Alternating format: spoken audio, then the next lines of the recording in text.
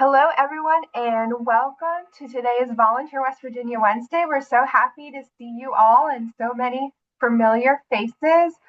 We're going to get started in about 2 minutes, but in the meantime, we have a really fun chat box question, and you're not going to want to miss it. I think it's my favorite one of the whole year. So you're going to say, what organization are you with, and what does your perfect fall day look like, and emojis only?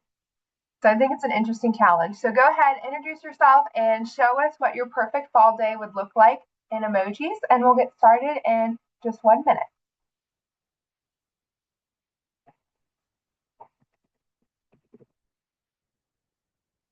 Just emojis. Just emojis. It's a true challenge.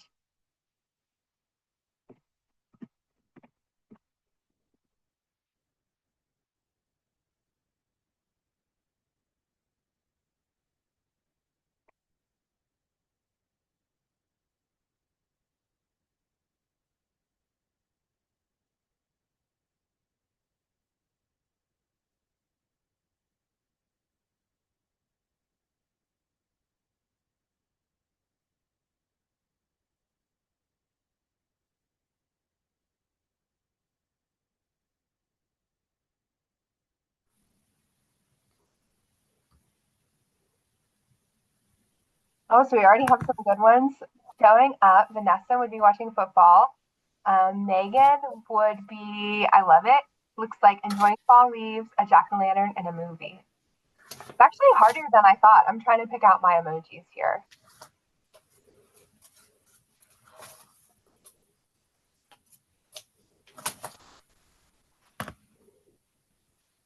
So let's see, if you're just joining us, we are sharing what organization are we with, and then your perfect fall day and emojis.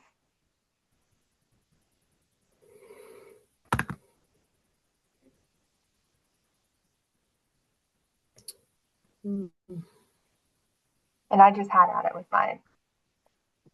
Oh, Tracy, yeah. Snow in the fall, I like it. And then there's some good ones in here. And actually, I'm really surprised that no one just didn't make one that was just sleeping emojis. I thought for sure someone would do their organization in just like 3 emojis that were snoring. So I'm pretty impressed with that. So you can go ahead and continue with that as I get started. It's just a cute activity. So welcome to today's Volunteer West Virginia Wednesday. My name's Dana Bryant. I'm the outreach officer here at Volunteer West Virginia, and I'm joined with Gina. She's going to be helping in the chat box. So if you have any questions, you can put them there, and she's going to let people in and out of the meeting. So if you get kicked out of the meeting, know that we'll let you back in. And then another important note about this slide is we're recording today's presentation, and we'll be sending out the slides after the meeting. So no need to take notes. I'll be sending out the recording and the slides after the presentation. So we're winding down our 2025 Volunteer West Virginia Wednesday series. This is just a free training series we do at Volunteer West Virginia. We are a small state agency based out of Charleston, and our mission is pretty simple. We make volunteering easier for West Virginians, and then we oversee the AmeriCorps state and national programs in West Virginia. During our webinar series, we like to explain our programs, network, provide trainings, and most of all, we have fun. So this is just going to be a really relaxed, laid back use of an hour, and we should have a good time today. We have a really good presentation for you all. So it's hard to believe we only have 2 more presentations for the rest of this year. So in November, I don't think anyone's going to want to miss this. We're going to do from local to federal, and we're going to be talking about transitioning from foundation grants to federal funding. So if you're interested in learning how to apply for federal grants, you're going to want to sign up for this. It's a 2-hour webinar, and we're going to have a special guest. It's going to be Nikki from the Grant Advantage. So you might have met her early in the year if you've attended one of our other grant writing webinars. And then in December, we decided to wind down the year, and we're going to have Sharon Stober back, and she's going to talk about self-care for sustained leadership. So I know how busy December is. If you need a break, be sure to put that one on your calendar too. And then today we have a really popular topic. Volunteer recruitment is one of the most requested topics at Volunteer West Virginia. And we're going to be talking about creative volunteer recruitment for nonprofits. And we have a really wonderful guest today. We have Katie Willard from the Social Bee. I love working with Katie. She's based out of Fairmont, West Virginia. So if you have any marketing needs or trainings for your organization, you're going to want to visit their website. It's beautiful. And she has some really great tips to share with you all today. So welcome, Katie. We're glad you're here. Thank you, Dana. I'm excited to be here in Volunteer, West Virginia. You may have attended the presentation several months ago where we talked about social media. We'll touch a little bit more on social media with volunteer recruitment. Like Dana said, we're an agency based out of Fairmont, but we work with organizations statewide. We also work with fairs and festivals. That is a big part of what we do. And most fairs and festivals that we work with are nonprofits, and a lot of them rely heavily on volunteers. Some of them are even volunteer run. So we work a lot with volunteer recruitment, helping them recruit, um, and we work with state fairs outside of West Virginia as well. So we work with a fair in Iowa that their whole board is all volunteer run. So they have no paid employees running the fair. They're all volunteers. So I have an example that I'll show you here in a little bit from that fair and how we worked with them this past year on volunteer recruitment because they really can't run what they do without the help of volunteers. So we'll dive right into it. I would like to make this as conversational as possible. I'll ask you to share some volunteer stories here at the end, and then I'll open it up for a Q&A. And we will talk about some of your challenges, some of your wins, and any creative ideas that have worked for you. Okay, so Dana, do I need to do, let's see, presenter view?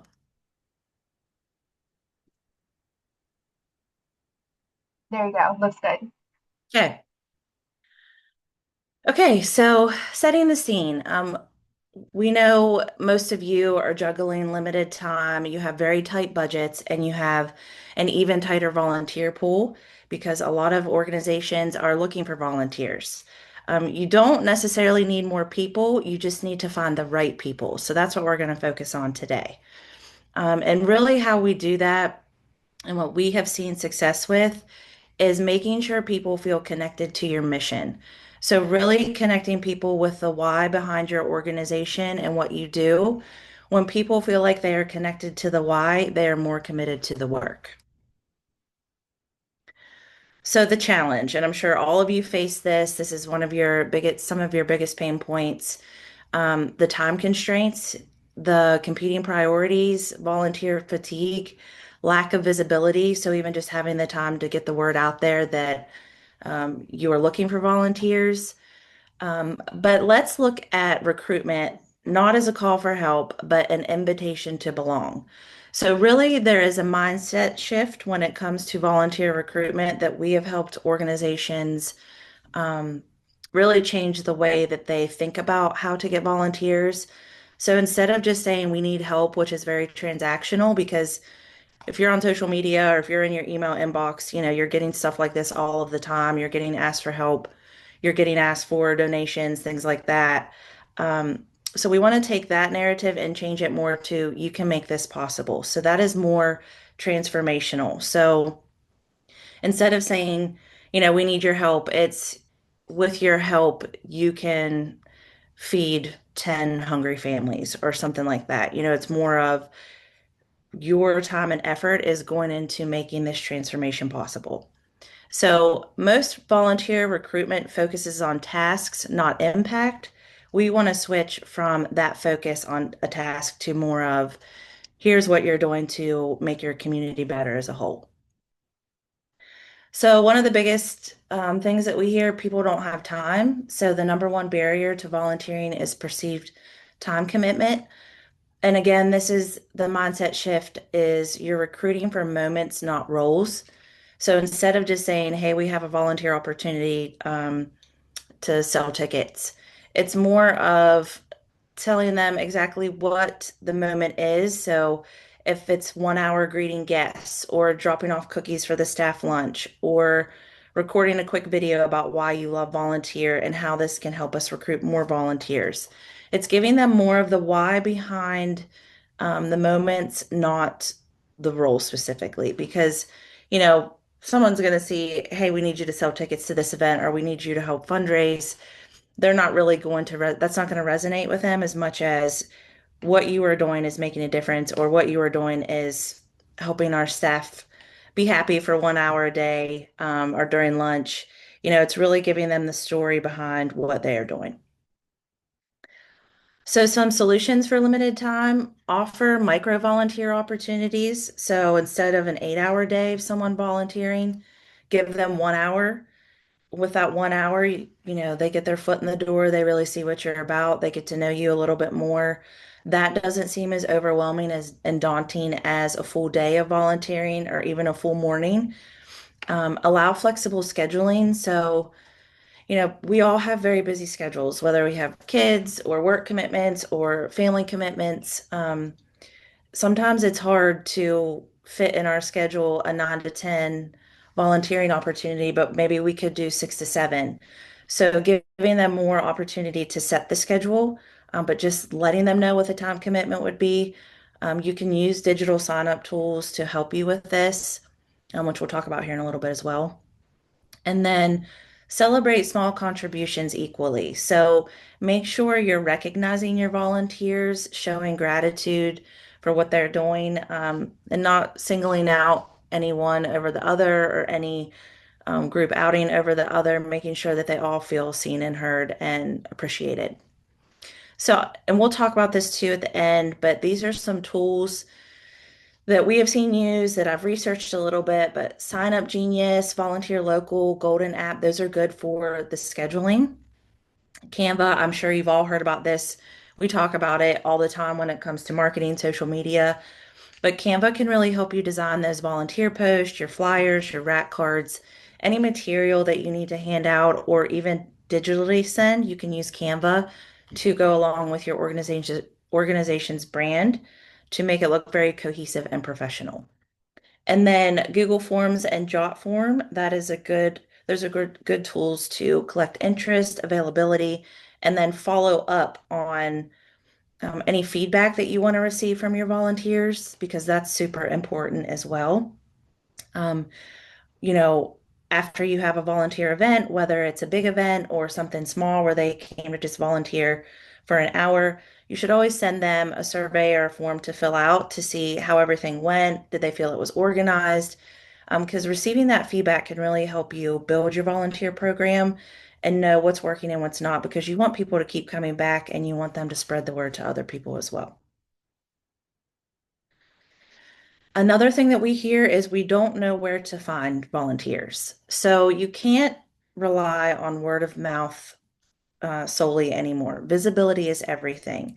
So, really, what we say for volunteer recruitment, and because we are a marketing agency, we tell you to think like a marketer. So, where do your people already spend time? So, if you think about your current volunteers, are they younger? Are they older? Are they very involved in the community? Do they have social media? Do they follow your accounts? Think about where they live and where they spend most of their time.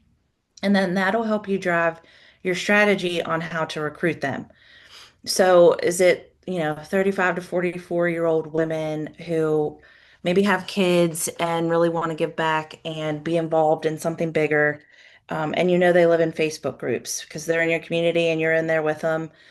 If you know that, that is a place where you should go to promote your volunteer opportunities, because that is where they are probably spending more of their time, is online, whether they're scrolling in the kid pickup line or winding down for the evening and taking time to get on Facebook. If you know what your demographics are, you can find them, and get in front of them. And if you have more questions about that specifically, because that is a whole strategy, and we could definitely explore that after this presentation. So, some other places to find volunteers locally that's not just online. Obviously, Volunteer West Virginia, they are a wonderful resource for all of the organizations in this state. So, posting opportunities, possibly partnering on campaigns. Dana is obviously an excellent resource, so that would be our number one place for you to go. But also colleges, universities, service learning, and student organizations, they typically have to have volunteer hours. So they're looking for organizations to assist with. High schools, so organizations like the National Honor Society, that is a good place to go. Churches and civic groups, so Rotary, Lions Club, Junior League, like we just talked about, Facebook groups, and Nextdoor, those are local communities online. And I'd be interested to see if any of you currently find volunteers from Facebook groups or any social media platforms. So corporate programs, that's a huge one. Many West Virginia companies, they may offer paid volunteer hours, or they offer programs already and they're looking for organizations to support. So it's really just knowing the right connections within those corporations and those businesses to say, hey, we have some need and this is what we could offer you from our side of things. Even letting them know the impact and the why, because corporations get hit up a lot for donations and volunteer um, time commitments. So you really want to make sure that you have a pitch that you are taking to them to really show them what the impact will be when they work with your organization. Community events and fairs. So, like I said, we work a lot with state fairs, county fairs, local festivals, community events. It's nice to set up a booth at those events. So, recruit in person at any of these local gatherings. It's a place where you can hand out all of your material. You can really build that connection with people, talk to them, build the relationships. Um, there's still so much value in person because we're online so much, but this is a great place to really gain some visibility with large crowds of people. And so, pro tip is highlight what volunteers gain. So, whether it's new skills, connection, purpose, what are they going to get out of your volunteer opportunity? Obviously, we want to tell them the why and the impact, but also, are there professional skills that they're going to build? Is it public speaking? Is it building relationships? Is it um, government relations? Whatever it may be, it's important to highlight those things because it's not necessarily what someone's going to think of when they volunteer, but those are all skills that you gain when you volunteer for organizations. So it's important to highlight that. Another thing that we hear is we don't have the tools or the team. So, like I said, a lot of you are working with limited time, limited budgets. You are wearing all of the hats. You're doing all of the things, whether it be social media, HR, volunteer recruitment, your admin stuff. You don't necessarily need a huge team or a big system. You just need a few smart tools. So, this is again talking about some of the things that we already briefly discussed, but volunteer management, you can use things like volunteer local, signup.com, Galaxy Digital. There's different things that you can use to schedule and communicate easily. And a lot of these things, some of them can integrate with your website on the back end. Whether you're using Wix or Squarespace or WordPress, you just need to find the right tools that work well with your website, or if you have an app or anything like that, there are ways that you can really automate the scheduling of volunteers. Because that's also a time commitment on your end, is just making sure you have all of them coming at the right times, that you don't have too many people coming at one time and not enough at another. So trying to find ways to make that more efficient will help you. Then storytelling and marketing, Canva. CapCut is something that we use a lot, and that is to help you edit reels and videos. So if you want to make a quick little 15 to 30-second reel that's maybe a volunteer testimonial, using something like CapCut can really help you with transitions and adding music to it. And it's pretty user friendly. You can also do things like that in Canva, but it's a free tool that you can use that kind of helps make your stuff look a little bit more elevated. Then, of course, there's Meta Business Suite where you can schedule social media posts, whether it be photos that you're sharing of your volunteer event. It can help you schedule things out in advance so you're not constantly going day to day with it. We talked about that in our last social media presentation as well. So we can always share that again if you need a refresher on Meta Business Suite. And then MailChimp, I'm sure a lot of you have heard of MailChimp or Constant Contact. That is an email platform where you can send out engaging, consistent newsletters that really showcase the why behind what you do, the impact, recap your volunteer events, share pictures. That really helps people immerse themselves into the potential volunteer opportunity. It's a good way to just connect with people where you're not using social media. Maybe you're not in person with them, but it's another touch point. Using email is a good tool to really showcase what you do. Then Community Connection, of course, Volunteer West Virginia. United Way is a great organization. They bring a lot of volunteers together. They utilize a lot of volunteers. They're great to work with in the communities because they are wanting to get everyone together to really uh, not necessarily duplicate resources or efforts, but to really bring everyone together to be moving on the same train and having the most impact for our community.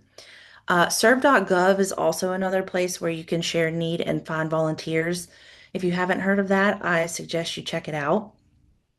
And then, of course, like I said, surveys and feedback, Google Forms, Jotform, SurveyMonkey, anything like that, you can create a free form and send it to your entire email database. And that is a good way to get feedback on, was the volunteer event a success? Were there things that you needed to change? Were there things that you didn't even know about happening with maybe some other vendors or volunteers or staff that you need to address to make sure that those volunteers keep coming back? Making sure you get that feedback is super important. Okay, so I wanted to share a real campaign that we did for a fair out of Iowa. They're called the Lynn County Fair. They are close to some bigger metropolitan areas. So when I was talking about the full volunteer run board, this is the fair that none of them are paid. It's all for free. It's all their passion. So they are a full volunteer run board, and then they obviously utilize a ton of volunteers to help out with the fair. So one of the things they came to us with when we started working with them was obviously they need ticket sales, but they need volunteers, and they were struggling with getting more volunteers to sign up. So the volunteers, they get the free t-shirt, they get all the fun stuff, the swag, the merch, the perks, but they were finding that that really wasn't resonating with people anymore. So we asked them, have you ever showcased your volunteers and what they do and really highlight the impact that it has on them and the community and why they love volunteering for the fair? So they hadn't. So what we did was come up with a campaign that asked the volunteer to answer some questions, send us some photos of, them volunteering and having fun, and then also just asking some fun things about why they love the event. So at fairs, obviously, quilts are a big thing because they do the home arts and gardens competitions. So we thought that that was a good way to tie in um, kind of the mission of the fair and what the fair does with what the volunteers do. So we did join the patchwork of people that make the Lynn County Fair happen. And we asked them questions like, what inspired you to volunteer at the fair? What role do you play? What do you enjoy most about it? What's your favorite memory or experience from volunteering at the fair? Why do you think volunteering at the fair is important for the community? And then we did a fun one. What are your top three fair favorites? So we got the answers. We created a carousel that we put on social media. We included some photos. And so, mixed in with all of the other content that we were doing, we also put this in that was a more human element behind the brand, more of a mission driven piece of content that helped us really ask for volunteers instead of just saying, hey, we need your help. It's, hey, look how this opportunity has impacted this person. Look at this story. This could also be you. So at the end, we said, stitch in your story, be part of something bigger. And we were able to help them sign up more volunteers this year, really fill those roles that they needed filled. We had a couple last minute at the end that we needed to fill that we were able to, but this really helped them build their program up again this year. And then when we go on site, we will actually get photo, video of these people that are sharing these stories so we can then create video to showcase them in action to really tie it all together. And if you guys have questions about this, we'll talk about that at the end too.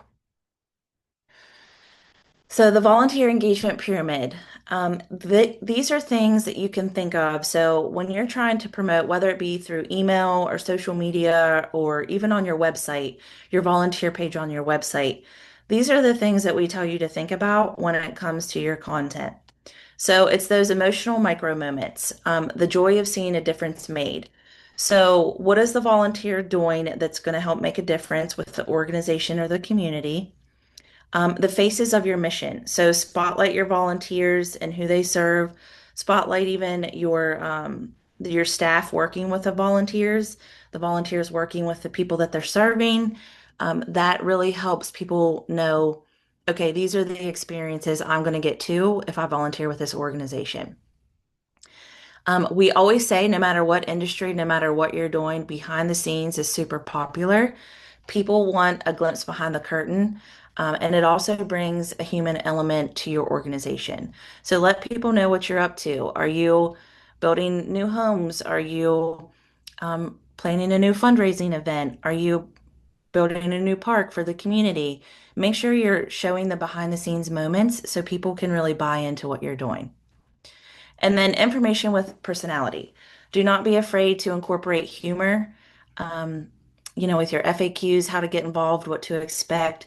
Sometimes those things can be a little bit not as engaging, a little bit more dry, not as fun.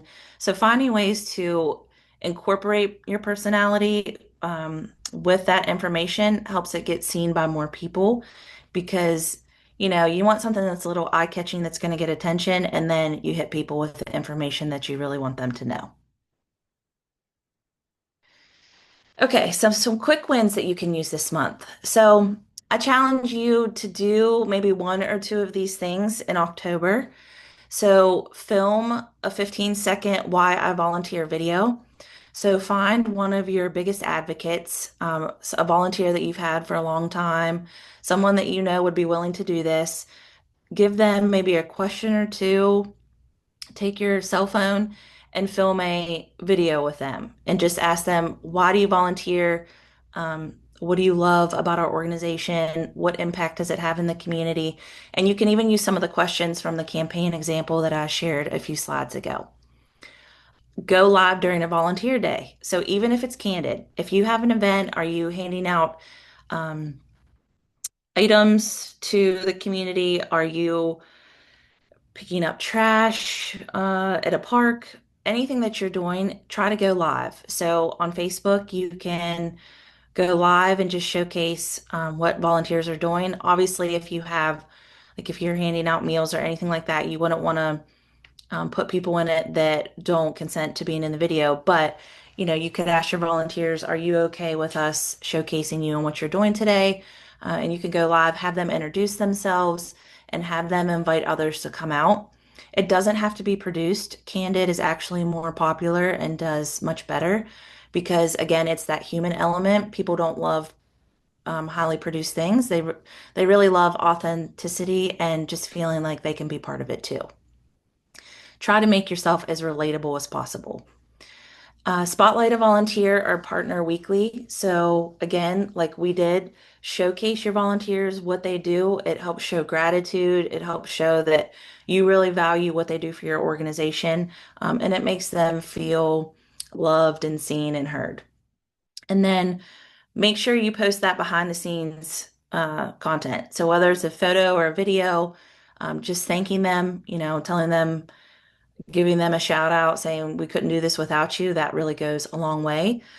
So, just making sure you're snapping that picture with your phone and posting it on social media or sending it out in your e-blast or putting it in your newsletter, making sure that the people that are really behind the scenes helping you with all the things, making sure you give them the recognition that they deserve. Okay, so this is where I would like to workshop it. Dana, do you want to maybe take it off full screen so we have the chat box?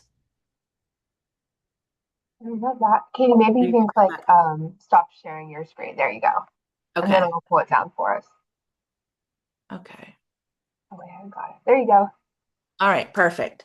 So I would love to hear from you one story about your volunteers that you have never shared publicly that you think would be a great story to share.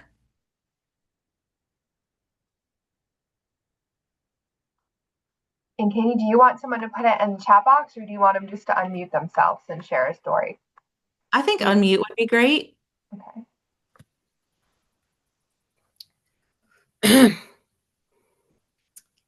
Hi, I can Kathy. share when you guys are ready. I can tell you why I've left volunteering, being a doctor's wife, and what turned me off. This would be a I have a story business. about a volunteer, a positive story. Well, in other words, I volunteered throughout my whole marriage, and I can tell you why I've left, which retaining volunteers is probably huge. Does that make sense? So if you want, I feel like that's something I can bring to the table. Yeah, if you want to talk about a challenge, we could do that and discuss maybe a Well, I way can that, talk about as the other side, we're speaking sort of like we're not on equal footing, like why I left volunteerism. In other words, maybe they were recruiting others and didn't really appreciate the old volunteers. Like, in other words, in the choir, oh, I'm going to get 40 more people to audition. And sort of like you guys are just going to come back. Doesn't mean necessarily we'll come back. Maybe we don't feel valued. The other thing is requiring background checks and numerous training things that I don't really want to read about because I'm working with children and I'm forced to read things like I don't want to read. In other words, it's uncomfortable. what do you think, Because what would help you feel valued as a volunteer? I I feel valued because when I work with children, they connect with me. It has nothing to do with the organization. It has to do with the relationship with the kids or the leadership. But what you know what I mean? Like retaining people is huge, I think. So when you Mhm. have a good volunteer, trying to keep them is more important than throwing everything out on social media, having a personal relationship. Well, yeah, that's why I was saying it's important to get the feedback from the volunteers so you can address any challenges or But I mean concerns. personal connection, not everything's online. Everything's online. You don't feel like you matter when you can just when you keep throwing out the marketing and not keeping people, the volunteers don't feel appreciated, and that's huge. The relationship. Sure. Yeah, I totally agree that human connection is important. That's why we've mixed in person with digital as well, because, that's just how it is in 2025. If you need people, you need to get it out online too. But when your volunteers are there with you, building those relationships and that connection is super important. So totally agree with that. But I think, whether you're talking in person or you're sending something via email or a survey link on social media, whatever it may be, you need to make sure you're gathering that feedback. And if someone does have some challenges or concerns, talking with them and making sure they feel seen and heard. So I think you bring up a great point that it is important that we focus on in person as well. I think almost like an exit interview. Why are you not volunteering anymore? Why are you no longer in choir? Why do you no longer want to work with the kids at the church?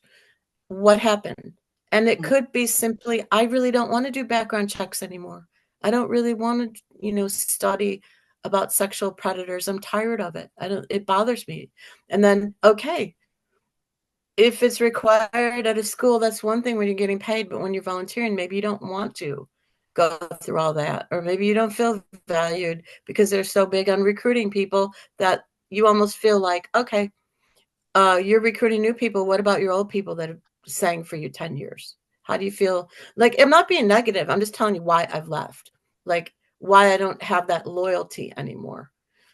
It's Mhm. not because I didn't enjoy the situation. I didn't enjoy the institution forcing me to do things or not appreciating the old people because they're so excited about getting new people. It's just like a workplace. You have to feel valued and know that you have a personal connection. I'm done. Okay, thank you, Kathy. Courtney, you shared something in the chat box let me see. That you haven't shared the feedback and stories we've received from the Realtors Association. They volunteer with us to deliver meals to the seniors in December, and they are such a huge help for the event. Courtney, did you want to speak on that at all? Sure, I can do that. So we work with about, I want to say like 40 realtors every December to distribute food to over 200 seniors. And they always have really great stories that they've told us when they are done dropping off the food. One year we got a donation of Christmas sweaters, and we never tell the seniors what's going to be in the bag. The realtors don't even know what's going to be in the bag. So they got all these stories about like how, tears from seeing the food and the Christmas sweaters and just the joy and the hugs that they've gotten. Yeah, that's wonderful. And it's, just I always say if you're not sharing your story, then who is? So if you're not getting that out there, that's just a missed opportunity to showcase really um, the impact that you're having, the impact that the volunteers are having. And again, I do think that makes them feel valued too, because you're sharing your words from the organization, you're putting it out there publicly. You need that in-person connection, and you thank them and you show your gratitude, of course, when you're in person, but also spotlighting them publicly really goes a long way. And then Kristen, we incorporated local high school cheerleaders on the sidelines of our 5 mile run walk course this summer as encouragement for the participants. And both the students and the participants gave feedback about how much they loved it. Yeah, that's wonderful. I love that. Did you want to speak on that any, Kristen? Sorry, I'm trying to get unmuted. Um, we sent, of course, stewardship. We sent everybody thank you letters, and I got some feedback from some of the parents, even that they didn't know what the run was about when the coaches approached them, and they had been affected by the cause for colorectal cancer personally. That we were there to support, and it was just nice that once we had thanked them and all of that, that we had participants and with the parents who had been affected. So it was nice that we got to incorporate that and got their feedback as well. And they want to come back year after year now. It's wonderful. And so is that something that you shared on social media or through email or, anything like that? Yes, through email. Okay, that's good. Okay, yeah, that's a great story to share. Not work-related event, family visiting family from out of town saw post and came to help event, now returned for the past 12 years. That's incredible, Melissa. Um, did you want to speak on that?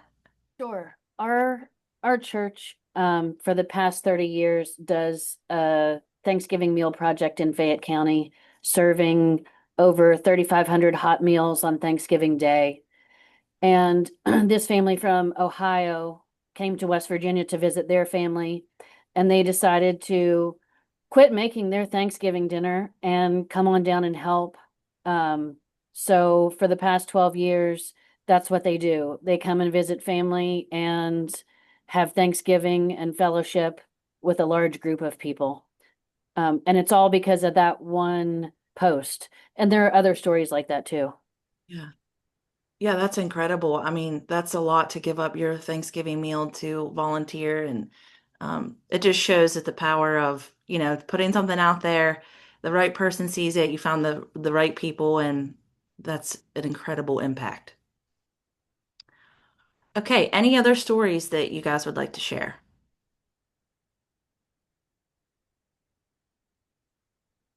Okay, so now I wanted to open it up for Q&A. So, any challenges you're facing, anything that we have talked about that you've tried that's not working, any questions you have?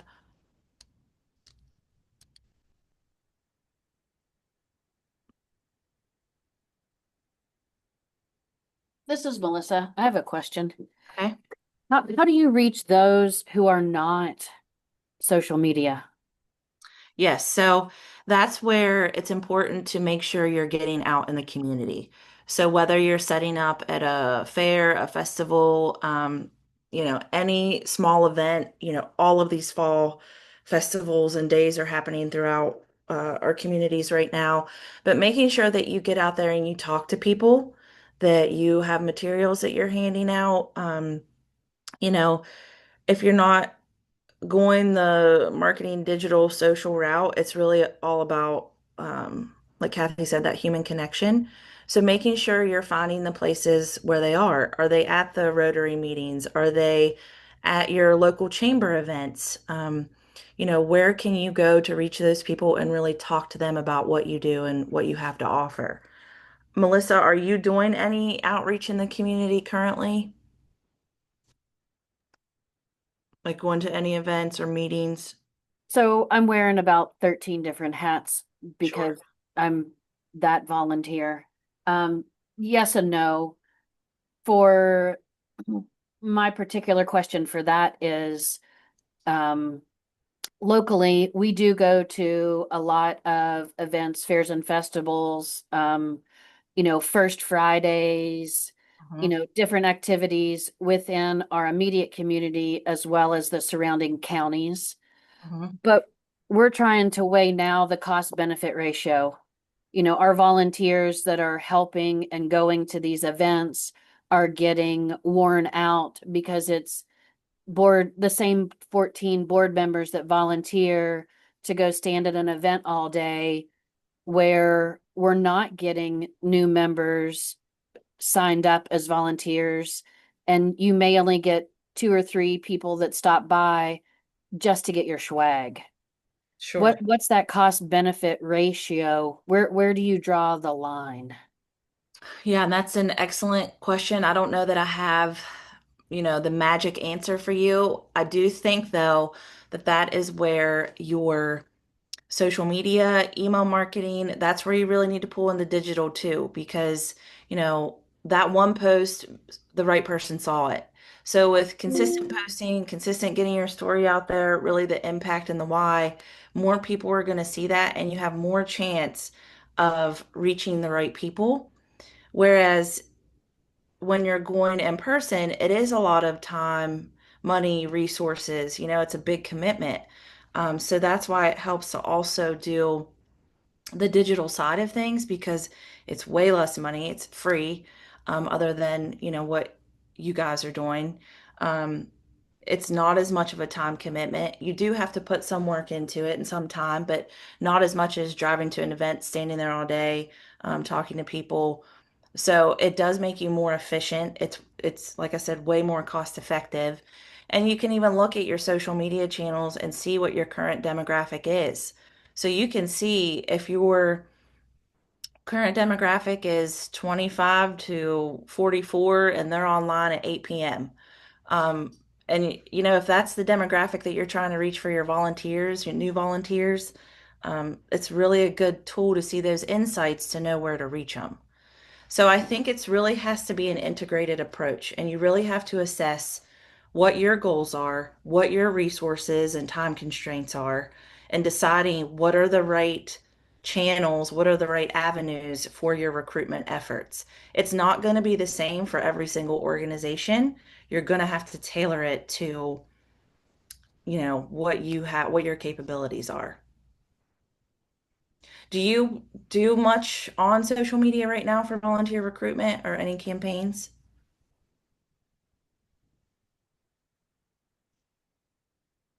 Uh, we are active on Instagram and Facebook. Okay. So we can see the demographics in the background, like you were saying, age range, time on screen. Yeah, When they're on, scrolling at 10 p.m. right. Okay.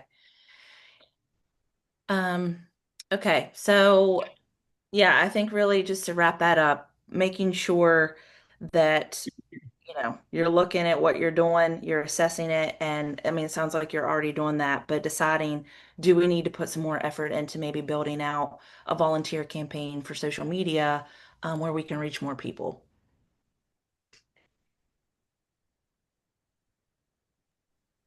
Okay, let's see. We have a question from, let me scroll up here. Vanessa, I do read the newspaper and also look at bulletin boards. Those are great places to put your opportunities. I always have the best luck. This is from Dana's issue or Gina. I always had the best luck putting volunteer recruitment flyers in the library or post office. Casa for Kids collaborates with our community partner Jeremy Radeball for our annual holiday program for our Casa children being sponsored. They receive clothes, shoes, boots, necessary hygiene items. Partner with Northwestern Mutual. Leah, did you want to speak about any of this? Sure. It's just a really good time. It's another example of volunteers and how they can help their children that they're appointed to. Is we partner with them to make sure that the kiddos do have that individualized attention during starting the new school year as well as during the holiday time. So that's a really good time to come together for all of our volunteers and make sure that the gifts are delivered and the backpacks are delivered. But I also wanted to comment that with the volunteers that we work with, we're always looking to provide trainings to them to help keep them to make them feel like we appreciate and value their time. So just to comment on the lady that had shared previously, we do offer like certain training opportunities that when they do feel burnout, we try to support them as much as possible and be that support for them whenever they do feel overwhelmed. And it is heavy topics that we're privileged to be a part of. So I just wanted to comment, like at CASA, we try to value those volunteers. And I think that is important that we continue those relationships with each of our volunteers. And we have some of the volunteers have been with our program since we've been, in organization for 30 plus years. So we definitely try to value that. So, Yeah, but that was a really good point that she had made. Yeah. Thank you for sharing that, Leah. Sure. Okay, so Kristen said, are there any best practices, suggestions for encouraging volunteer participation internally in an organization? Um, so if anyone has any experience with this to speak to that, would love to hear your story. But I would say again, it's really being able to showcase why it's important for them to do the volunteer opportunity. So I know my husband, he's always talking about all of the activities that they have where they can volunteer. So they'll go and help hand out meals in the community. Um, and they make sure internally that they're sending out emails to the staff. They're always showing, they have this kind of, oh, it's like a intranet where they can share. It's kind of like their own Facebook feed where they're sharing their photos and their stories and all of the team bonding activities and the volunteer things that they do in the community. They'll showcase that in the organization. I think that's super important to make sure that you are sharing, what your colleagues are doing is having an impact in the community. A lot of us want to be part of something bigger. So it's really just telling that story and getting it out there. And a lot of times, if you see your colleague doing something, you're going to say, hey, why am I not doing that too? Or, show interest in it. Does anyone have any systems like that in place at your organization that you try to do volunteering like that?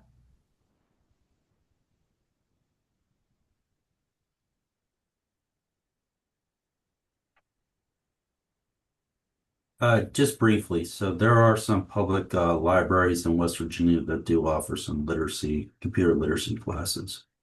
For that. Some literacy classes are, good. And if it's free, all the better. Thank you, Joseph. Courtney said, I know partners that allow staff a day off for volunteering to encourage the org to volunteer internally. Yes, well, that is a huge incentive. So, I mean, this probably doesn't always sound the best, but a day out of the office people love. So saying, you get to do something great for the community. We actually just volunteered at the Children's Hospital yesterday because we needed to step out of the office, get away from our computers, and really know that there are much bigger things happening than what we're working on right here.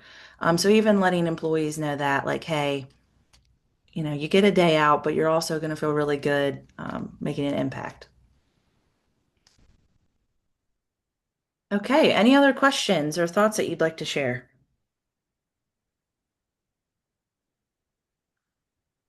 Hi, my name's Debbie Wolf, and I'm with LifeBridge AmeriCorps, and my site is called Faith in Action. And our primary action is driving to medical appointments, eye doctors, non-emergency, providing trips to the grocery store for seniors 60 and over. So I've done a couple table talks, and then what happens is if I'm going out for recruiting to share that part of it, because the program is so unique, I get more people signing up for the actual service we have. No. And so our volunteers are specific.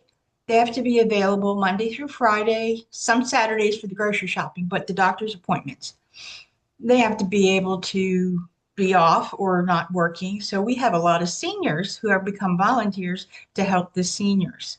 Mm-hmm. It's unique because they drive someone to the hospital or doctors and then wait sometimes 2 to 3 hours in the area and drive them back. They do not get paid for gas. It is totally that time and then the gas part, the car, etc. Sorry. So how do you try to get volunteers without opening up yourself to all of the programs you have and get, I had a hard time separating it the last fair that I think did, table talk. So, but once they all found out, oh, okay, then came over and da da da, but not the volunteer part, which is what I was trying to share I was supposed to be working on. Right. Well, it sounds like you need to maybe look at your target audience a little more of maybe the type of events that you're going to. So, my first thought was, have you tried reaching out to the colleges or local universities to see if any of the programs would have students that, that would be beneficial for them to do and experience? They might have a little bit more of a flexible schedule just depending on where they are in their college. Right, right. I'm working on that kind of thing also. They are the directors. It's just difficult out there when I'm trying to share for a volunteer. They say, well, what are you going to be doing? And then they see, oh, well, I have a mother who's 80 years old and needs transportation. Can I sign her up? Yeah. And stuff. So it's hard to separate the two. You have to tell them the great stories about why you're doing this and why the volunteers are helping our care receivers. But then you get more care receivers signing up and not volunteers. Yeah, I mean, that's definitely a challenge. I think it's Uh, just maybe exploring some new events, some new in-person things that you can get in front of different audiences and maybe even some of the younger audiences. Again, I feel like maybe like the college route would be a good place to explore for what you're looking mhm. Yeah. All right. Thank you. for. Okay, any other questions?